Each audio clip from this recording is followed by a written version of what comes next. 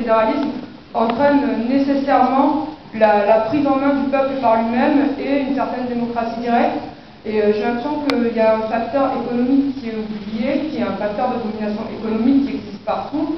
Et même au sein de ces entités régionales, des entités telles que l'Italie, on peut parler des Pays Basques, des Antilles, il y a des dominations au sein économique de ces endroits-là. Enfin, je ne suis pas sûre que l'accession à l'autonomie puisse mener automatiquement à la libération des peuples et pas à une dictature. Je pense pas que la fin de la dictature se réduise par l'indépendance d'un État, donc il faut avoir des précisions sur ça.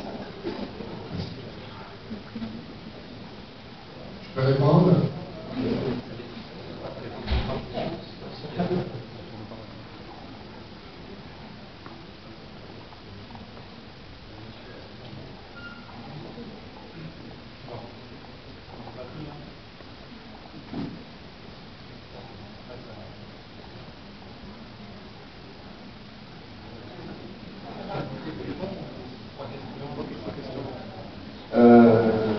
Bonsoir monsieur, je suis très content de vous voir ce soir et je voudrais vous demander, je suis marocain de nationalité, je suis amazigh, j'aime pas trop le mot berbère et je voudrais vous demander comment la balkanisation serait possible dans des pays comme les nôtres, sachant que par exemple au Maroc, il y a les Amazirs sont dispersés sur tout le territoire.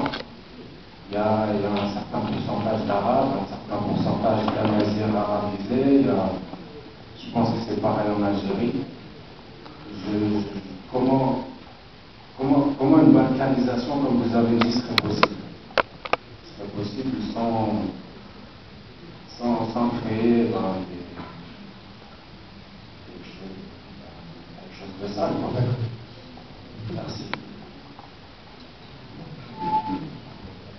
Oui, Zulf Lawel, bonsoir, salam alaikum.